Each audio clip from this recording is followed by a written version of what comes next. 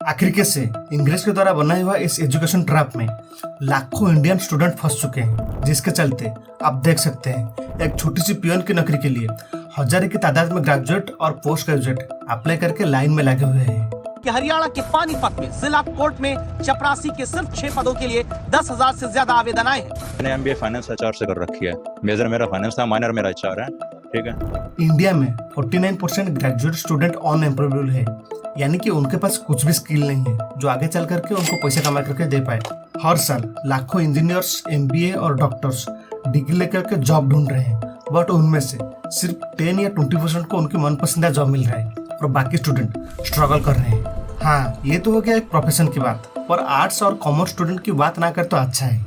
मेरी qualification BA है। मैं ग्रुप डी के लिए अप्लाई किया था, ग्रुप डी के लिए मैंने इंटरव्यू दिया। ठीक है, आज बेरोजगारी का स्तर इतना है कि आज बीए पास बच्चा ग्रुप डी के लिए अप्लाई कर रहा है। दोस्तों, आप इस मीडिया न्यूज आर्टिकल और अन्य वीडियो को देख करके बोल सकते हो कि इंडियन एजुकेशन सिस्टम एक स्कैम है या एक ट्रैप है, मगर उनका क्या, जिन्होंने इंडिया में ही डिग्री लेकर के मिलियन बिलियन कंपनी खड़ा कर चुके हैं या उन कंपनी का भी सीईओ है, जैसे कि Sundar Pichai, CEO of Google, qualification metallurgical engineering and MBA, Satya Nadella, CEO of Microsoft, qualification electrical engineering and MBA, Arvind Krishna, CEO of IBM, qualification engineering and alumnus of IIT Kanpur.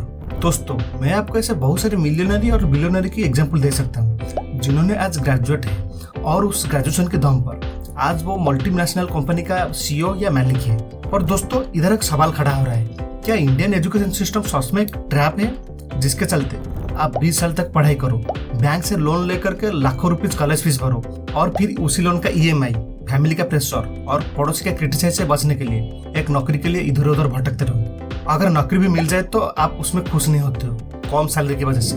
M I right? या दोस्तों, इंडियन एजुकेशन सिस्टम आपको एक success का रास्ता दिखा रहा है, जिस रास्ते में चल करके आप इन सभी बड़े बड़े आदमी का जैसा बिलियनर या मल्टी बिलियनर बन सकते हैं। तो दोस्तों, क्या है असली सच्चाई?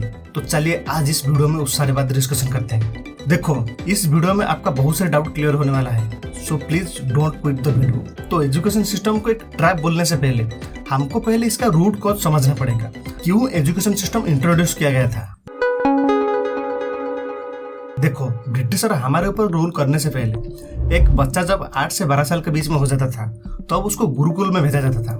वो वहां पर पढ़ाई के साथ सारे स्किल सीखता था, इवन की रियल दुनिया में कैसे एक अच्छा इंसान बन सके और अपनी फैमिली का भरण पोषण कर पाए, ये सब सिखाया जाता था।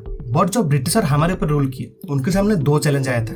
पहला, इंडियन के साथ कैसे हम अच्छी तरह से कम्युनिकेशन कर पाए। दूसरा, कैसे हम ओबीडियंट वर्कर बना पाए या क्लर्क बना पाए जो हमारी बात मान करके काम करे। बस उसी पीक टाइम में थॉमस बेबिंगटन मैकॉले हमको इंग्लिश एक्ट 1835 दिए, जिसके चलते ब्रिटिशर की 2 ही चैलेंजेस पूरा हो गया।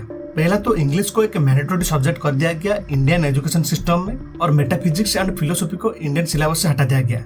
ये 2 सब्जेक्ट को जो इंडियन एजुकेशन सिस्टम से हटा दिया गया, वो सब्जेक्ट एक्चुअली एक इंसान को सिखाते हैं कैसे धरती में एक अच्छे इंसान की तरह जिया जा सके और कैसे हाईली क्रिएटिव थिंकिंग किया जा सके।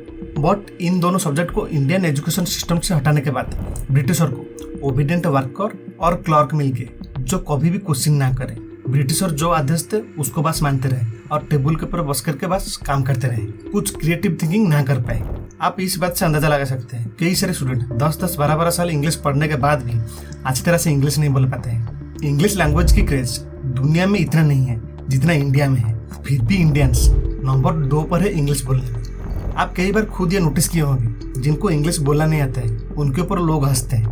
मैथ में बहुत सारे फॉर्मूला है, बट कुछ सारे बेसिक फॉर्मूला को छोड़ने के बाद बाकी का फॉर्मूला हमारे रियल लाइफ में कुछ काम में नहीं आता है। स्कूल कॉलेज में हिस्ट्री की मोटी मोटी किताब रखने से अच्छा है कुछ उसके साथ प्रैक्टिकल स्किल्स सिखा दिया जाए, जो ग्रेजुएशन कंप्लीट होने के बाद आपकी रियल लाइफ में काम में आ जाए, जो कुछ लोग की घर चल पाए। दोस्तों, ये तो कुछ बेसिक प्रॉब्लम हो गया। अब चले जो मेन प्रॉब्लम है उसके ऊपर डिस्कशन करते हैं।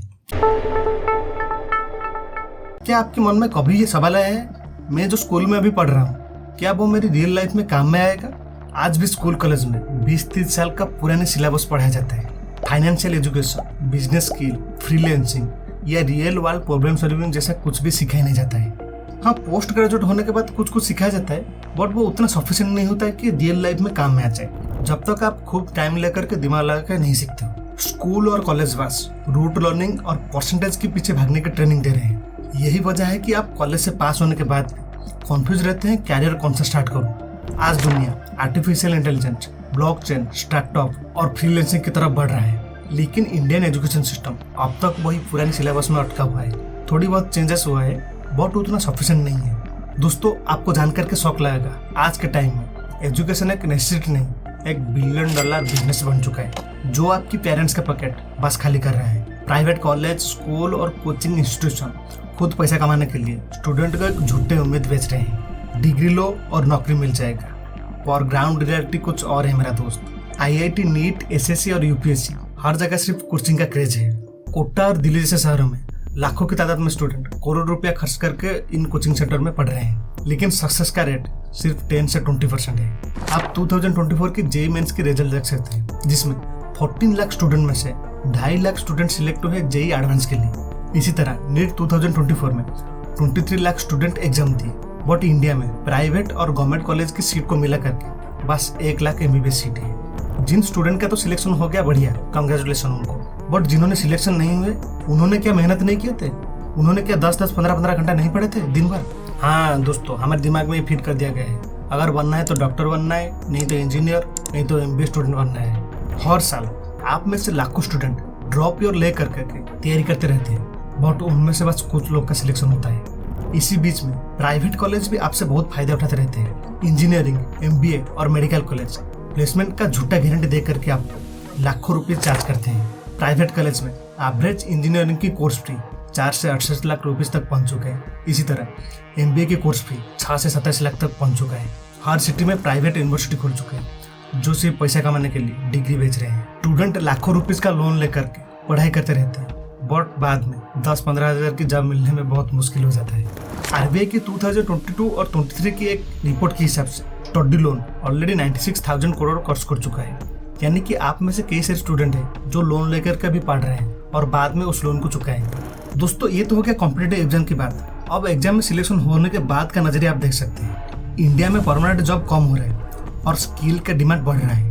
कॉलेज वाले आउटडेटेड सिलेबस पढ़ा रहे हैं। कुछ स्पेसिफिक प्रोफेशन को छोड़ने के बाद बाकी का प्रोफेशन का सिलेबस कुछ रियल वर्ल्ड में काम में नहीं आता है। MBA स्टूडेंट को मार्केटिंग और रियल बिजनेस का एक्सपीरियंस होना चाहिए, बट वो क्लास के अंदर सिर्फ थ्योरीज और कॉन्सेप्ट रट रहा है, जिसकी वजह से कई सारे इंजीनियर स्टूडेंट और MBA स्टूडेंट कॉलेज कंप्लीट होने के बाद भी छोटे मोटे कॉल सेंटर में काम कर लेते हैं, नहीं तो फ्रीलांसिंग सीखते हैं, नहीं तो छोटे मोटे और कुछ काम कर लेते हैं, जैसे कि आप देख सकते हैं। मेरा नाम मोहित कुमार है। मैं बठिंडा में रेलवे स्टेशन में कुली का काम कर रहा हूँ। मेरे को 5 साल हो गए रेलवे स्टेशन पर काम करते को। मैं BTech की हुई है मैंने इलेक्ट्रॉनिक्स एंड कम्युनिकेशन में फरीदकोट से।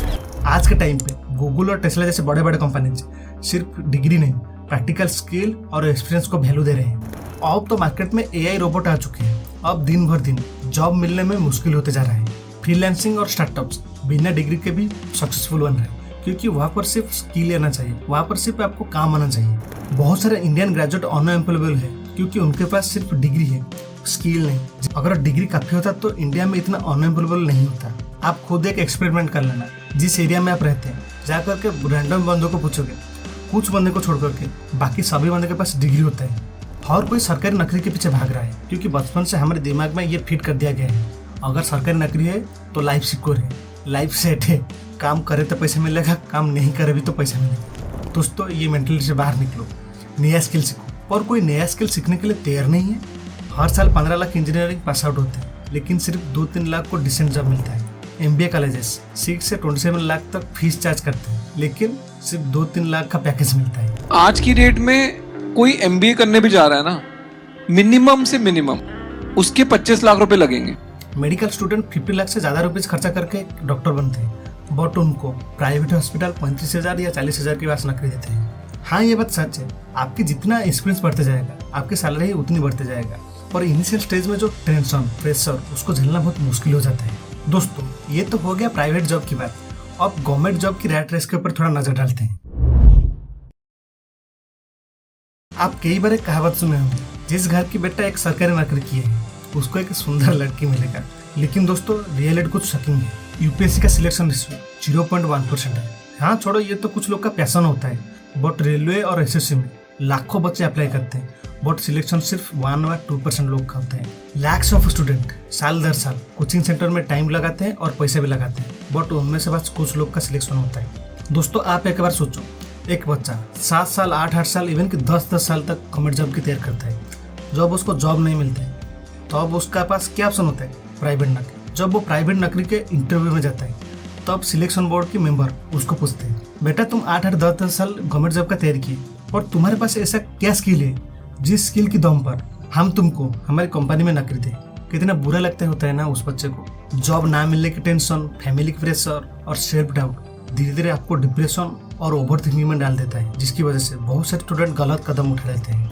अगर आप सिर्फ गवर्नमेंट जॉब और बड़े बड़े MNC में जॉब के लिए बैठे हैं तो ऑलरेडी आप एक ट्रैप में फंस चुके हैं। और दोस्तों इधर सवाल है, इन सारे बड़े बड़े लोग कैसे इस डिग्री को हासिल करके यानी कि एजुकेटेड होकर के आज बड़े बड़े कंपनी का CEO है या उस कंपनी का मालिक है? क्या उनको कुछ राज पता है? तो चलिए अब उसके बारे में डिस्कस करते हैं। आप सोच रहे हैं इन मिलियनर और बिलियनर को कुछ अलग पता है, पर नहीं मेरे दोस्त। इन्होंने इंडिया में पढ़ाई की है और कुछ बाहर कंट्री में भी पढ़ाई की है, बहुत सालों 2 साल इन्होंने नया स्किल सीख करके अपनी स्किल को इस हद तक बढ़ा चुका है कि इनका क्वालिटी और भी बढ़ चुका है। जैसे आप एग्जांपल के लिए मान सकते हैं, एक कंपनी का वर्कफोर्स यानी कि जो लेबर्स होते हैं उनको रिप्लेस करने के लिए दूसरे लेबर को लिया जा सकता है, बट एक CEO को रिप्लेस करने के लिए जो कंपनी का अन्य मेंबर है उनको 100 बार क्या 1000 बार सोचना पड़ेगा। इसी तरह दोस्तों आप अगर इस एजुकेशन ट्रैप से बचना चाहते हो तो मैं आपको कुछ स्टेप बता रहा हूँ जो ऑलरेडी प्रूवन है। उस स्टेप को आप फॉलो करके इस ट्रैप से बाहर निकल सकते हो। और एक बात याद रखना, ये स्टेप आज आप अगर करोगे तो उसका रिजल्ट 2-3 साल या 3-4 साल बाद मिलेगा। आप सोचोगे मैं अभी कर दूंगा अभी रिजल्ट मिलेगा, ये नहीं, आपको थोड़ा टाइम देना पड़ेगा। ठीक है, पहला अगर आप स्टूडेंट हैं अभी भी पढ़ाई कर रहे हैं तो आपको एक स्किल सीखना पड़ेगा। वो freelancing, stock market, digital marketing, article blogging, AI learning, video editing, जो भी स्किल आपको पसंद है वो स्किल को सीखते जाना है। ठीक है, जैसे कि डिग्री खत्म होते होते आपके पास एक स्किल होगा, अगर आपको जॉब भी ना मिले तो आप उस स्किल का मदद से अच्छा खासा इनकम कर सकते हैं। सेकेंड, आप अगर अभी जॉब करते हो तो सिर्फ उसी जॉब के भरोसे में मत बैठो, फ्रीलांसिंग, साइड बिजनेस, इन्वेस्टिंग और ऑनलाइन अर्निंग सीखो। आप बोलोगे मेरे पास टाइम नहीं है, जॉब करते करते मैं थक जाता हूँ। अरे ये तो झूठा बहाना मत बनाओ। इस धरती में इंसान एक ऐसा बुद्धिमान जीव है, वो जिस चीज को चाहेगा उस चीज को कर पाएगा। बस उस चीज को करने के लिए आपके अंदर करेज होना चाहिए। आप बोलोगे ठीक है मैं टाइम निकाल दूंगा, और कहाँ से सीखूंगा? यूट्यूब और Udemy और अभी भी कुछ आर्टिकल आ रहे हैं उसको पढ़ करके आप फ्री में सीख सकते हैं। ठीक है, अगर एक सोर्स से अच्छा इनकम आ रहा है यानी कि आपकी जो करंट सैलरी है उससे 3 गुना पैसा आ रहा है तो आप जॉब भी छोड़ सकते हो। ठीक है, अब 2025 में आप फास्ट ग्रोथ भी कर सकते हो। AI टूल्स, ऑटोमेशन और डिजिटल स्किल को आप यूज करके 10x फास्ट ग्रोथ कर सकते हो। ये तरीका प्रूवन भी हो चुका है। आपके मन में सवाल आएगा आर्टिफिशियल इंटेलिजेंस अब कौन सी काम कर रहे हैं, तो आप मेरा इस वीडियो को चेक कर सकते हो, नहीं तो आई बटन पे जो वीडियो देख रहे हैं उसको भी चेक कर सकते हो। ठीक है, उधर मैं कंप्लीटली बता दिया हूँ AI कौन सी काम कर रहा है, आप कैसे उसको अच्छी तरह से यूज कर सकते हो। ठीक है दोस्तों, देखो अगर आप इस माइंडसेट से जी रहे हो डिग्री लो और जॉब मिल जाएगा तो ऑलरेडी आप हार चुके हो। आज के सक्सेसफुल लोग जॉब के पीछे नहीं भागते बल्कि नया स्किल और नया बिजनेस क्रिएट कर रहे हैं। दोस्तों हमेशा एक बात याद रखना, फाइनेंशियल फ्रीडम सिर्फ उन लोग को मिलता है जो रिस्क लेने के लिए तैयार होते हैं और नया कैरियर ऑप्शन एक्सप्लोर करते हैं। हार्ड वर्क से ज्यादा स्मार्ट वर्क बेटर है। जो नया ट्रेंड को समझेगा वो आगे बढ़ते जाएगा फ्यूचर में। इस वीडियो को लाइक करो और इस वीडियो को दूसरे लोग के पास शेयर करो ताकि वो इस ट्रैप से निकल पाए। कमेंट में बताओ क्या आप अभी भी डिग्री के भरोसे में बैठे हो या नया कैरियर ऑप्शन एक्सप्लोर कर रहे हो। दोस्तों हमेशा एक बात याद रखना, अगर आपको रियल वर्ल्ड सक्सेस चाहिए तो अभी पढ़ाई के साथ और जॉब के साथ नया स्किल सीखना चालू कर दो। दोस्तों तो आज के लिए बस इतना ही।